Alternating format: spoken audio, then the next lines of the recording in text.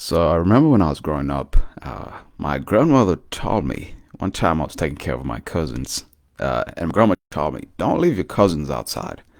So I asked her, "Why, grandma? Why should I not leave my cousin outside?" And she said, uh, "Because an eagle, a bird, might come and take him." So I was a bit confused because I had never heard of eagles or birds taking uh, human children. Uh, but I knew for a reason, for a fact, that at some point my grandmother had heard of this from somewhere. Because one of the ways that Africans pass down information from one generation to another, is through oral tradition. And oral tradition is basically word of mouth, right? When you're teaching your children, when you're teaching your grandchildren through word of mouth. So, and that's not really unique to Africans. Most societies actually do this. Even now, we teach children through word of mouth. Now, let's leave present time and let's go back about 99 years ago, 1924 to be exact, in South Africa, in a region called Taung, South Africa. Now, in 1924 in South Africa, there were quite, there was a few fellows, quarrymen, they were digging, looking for limestone for the Northern Lime Company in South Africa. And when these guys were digging, trying to find more limestone so they can take care of the children and get some money, uh, they came across a very interesting fossil. They came across a skull. And this skull kind of looked like a monkey skull, but then again, it wasn't a monkey skull. So, they just reported it, and some scientists with some fancy tools came in, and they started investigating this skull. And they also did some digging, further digging in this cave. It was a cave, an ancient cave. They found that there was more bones of various kinds of animals. So they were confused. I mean, why were there so many bones in one place, and why was there this skull? The skull was actually 2.4 million years old, so it's not a recent skull. It's not like somebody who died around that time now. It's a very old skull. So they figured that probably uh, this cave was where humans lived, and these skulls were actually skulls of the preys, or like the animals that the humans hunted. So they probably hunted the animals and brought back their carcasses and ate there, and they just left the bones there. But then again, when they did further investigation, they found out that this skull actually had marks on the head on the skull. I mean, it had marks. So they started thinking maybe this wasn't a human settlement, but rather uh, it was a den of a different animal that had actually hunted all these other animals, including the human. So they got on to thinking, man. They started to try to figure out what kind of animal this might be that had hunted this human. And first they thought maybe it was a tiger, but then it just didn't add up because if it was a bigger cat like a tiger or like a lion or like a hyena, this skull wouldn't have been intact. Hyenas are known to just an animal. Bigger cats are just known to crush uh, the skulls if they want to eat the brain. So then they started looking at other things. They started looking at other monkeys that had been eaten by eagles. So apparently eagles eat monkeys, and the way they eat monkeys is that they kind of step on the head and they start eating, removing the eyes first. That's just kind of brutal. Can you imagine removing the eyes of a prey? Because the reason why they remove the eyes because apparently eagles like to eat the brain of the monkeys, and back then they actually like to eat the brains of other hominids, our previous ancestors. So they found out that on the orbital bone, which is like the hole on your skull where your eyes are, there was actually markings, like marks that kind of like were consistent with beaks of an eagle that was trying to remove the eye so it can eat the brain. And finally, they came to a conclusion that all these animals, all these carcasses, all these bones were actually, including the human being bone, were actually prey to an ancient eagle. which is kind of crazy, right? So, we tend to think as humans as the apex predators, right? We think we're the best of the best. I mean, there's no animal that can beat us, and for a long time it's been like that. But before that, there were actually animals that used to eat us, and they used to love eating us. So let's go ahead and go over a few of those animals.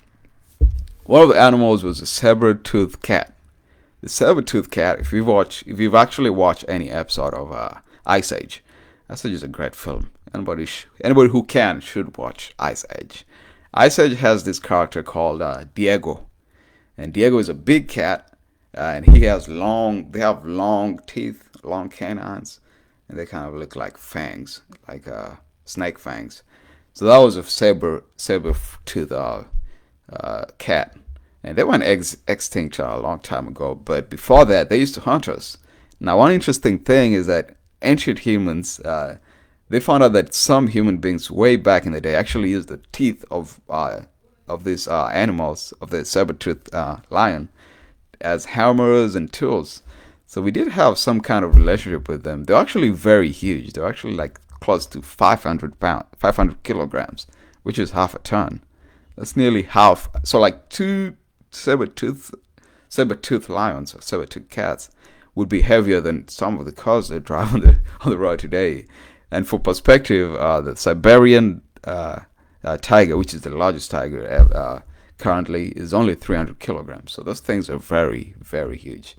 Another animal that used to hunt us was of course crocodiles, and there was this particular species of crocodile called Crocodilus anthropophagus. Bro, don't judge me if I don't know how to say that. It's really a wordy name.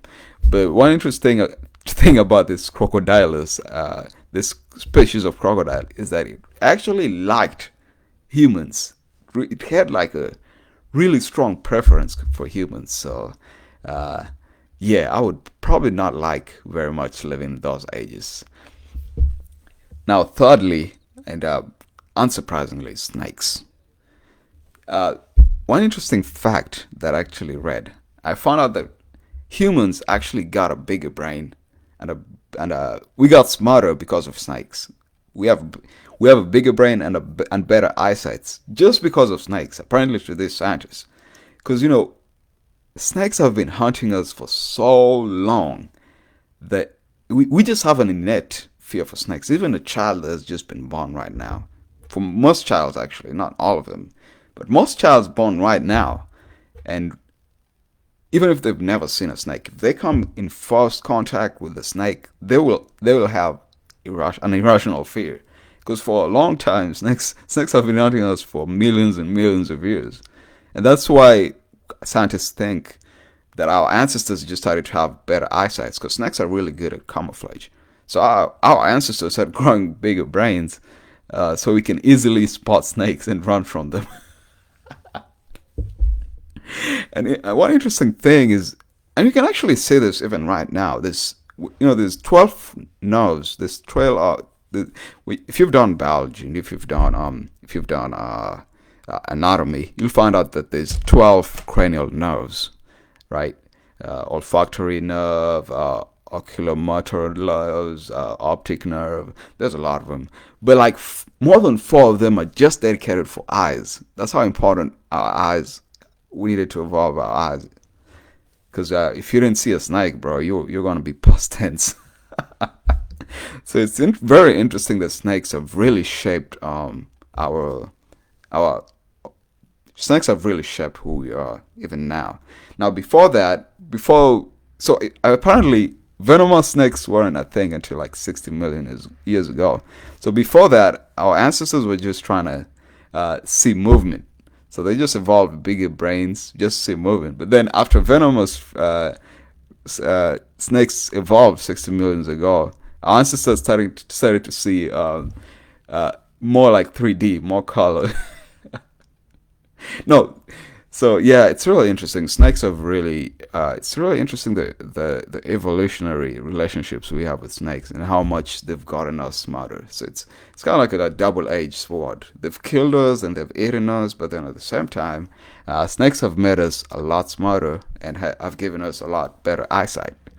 Now, for those who don't have good eyesight, those who are wearing glasses, yeah, you better be very glad that you live right in this age where there's not a lot of snakes eating humans. Because if you were around 60 millions ago, I'm probably sure you'd not survive uh, for long. Now, another animal that used to hunt us apparently was cave bears, and the scientific name was Urus speleus. I don't know if I said that right. Don't judge me.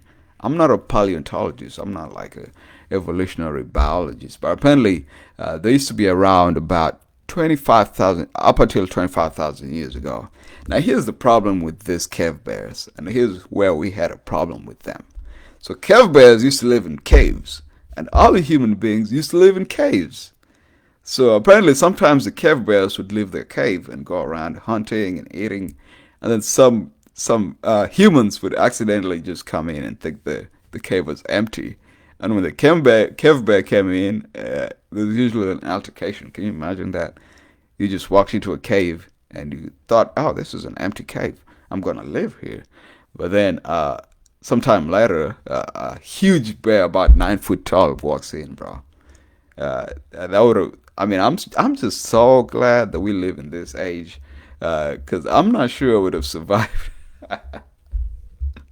So now let's go back to my grandmother.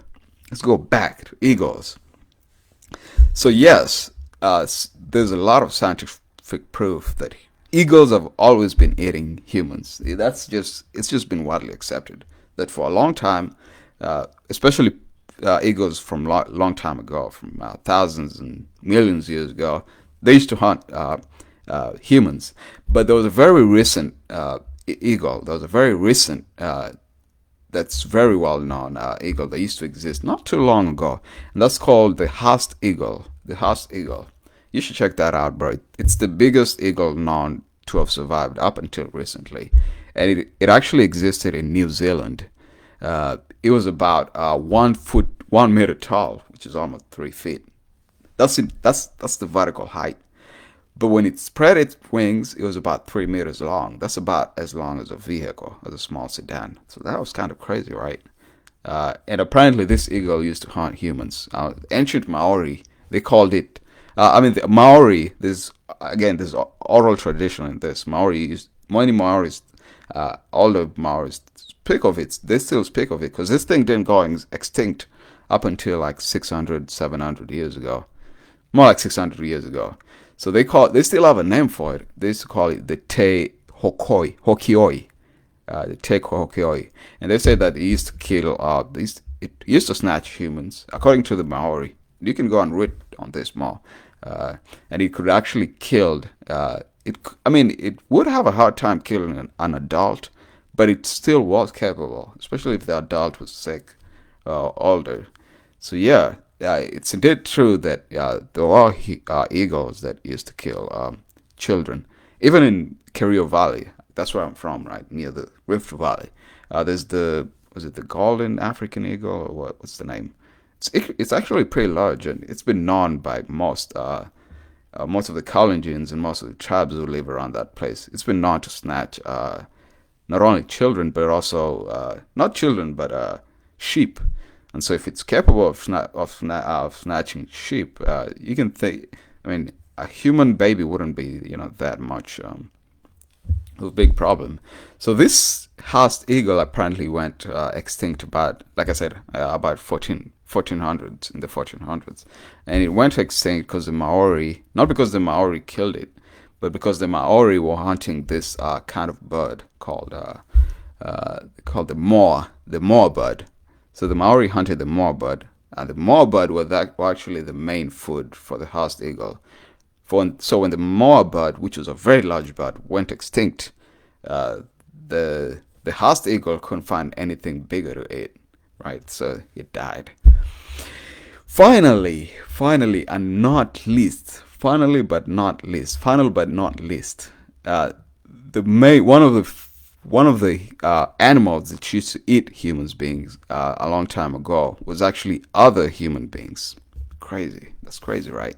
So scientists think that at some point, some species of human beings used to eat other humans, most notably Neanderthals. They found evidence in Neanderthals that some Neanderthals ate other Neanderthals, and now there's kind of dispute around this, just because we might wonder why are human beings not eating other human beings?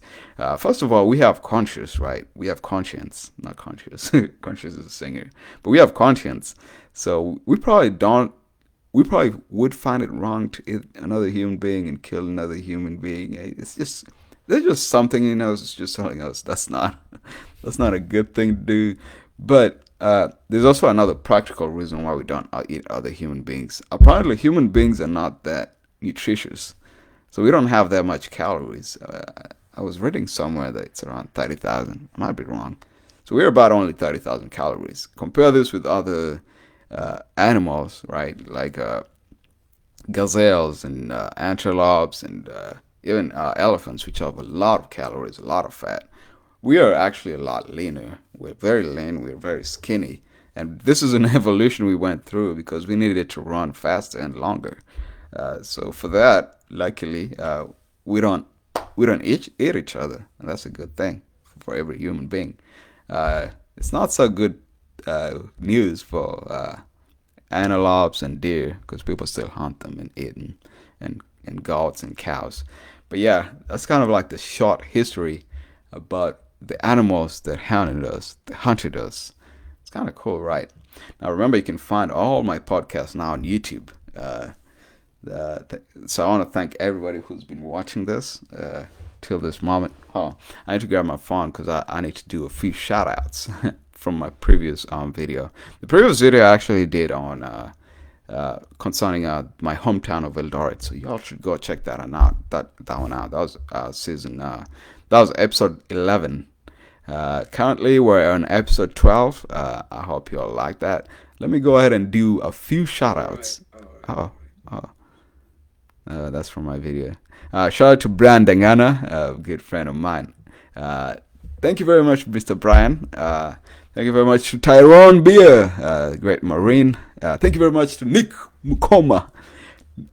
Thank you very much to Kennedy Odero. Hey, I said that one wrong. Thank you very much, Odero, Kennedy Odero. Where are you from, Odero? Thank you, Godwill, all the way from Capsabet High School. Thank you to Masi Komen. Hey, Masi Komen has been liking very consistently. Thank you very much.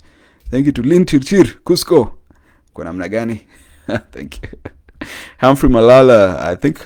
I was with Humphrey in Kapsabet. Thank you very much, Humphrey, man. Where are you at? Humphrey Malala. He doesn't say where he's from. But thank you also to Lydia Komen. That's a lot of comments. Okay. Thank you to all the comments, Lydia Komen. Thank you to Kasim Mohammed. I was also with Kasim in Kapsabet High School. Kasim was a very cool fellow. I think he's from the coastal area. And it says right here he's engaged. Is that true? Congratulations, my friend, for getting engaged. And I hope you're doing great. Thank you to Basiri Jeromo. I don't know. Shouldn't it be Gerono? Because I know Basiri Gerono, but I don't know who Jesse. And last but not least, thank you to Moses Bet, my great village mate all the way from Senetwa. Thank you very much, Arab Laban. It's very great. It's always great to see you, man. I really appreciate the support. And to everybody else who's been liking my videos, there'll be more to come. There's only more to come. So keep watching them. And yeah, before I leave, hold on. I need to do something. Bro, kwa mara ya kwanza niko live. Oh. Lugha ya kitaifa. That's from. Sorry for that. That was from my previous video. I think the computer hanged there. I actually needed. Till next time, fellas. First of all, let me do this. Kind of like to. Oh man, my frame rate is pretty low, so I'm probably gonna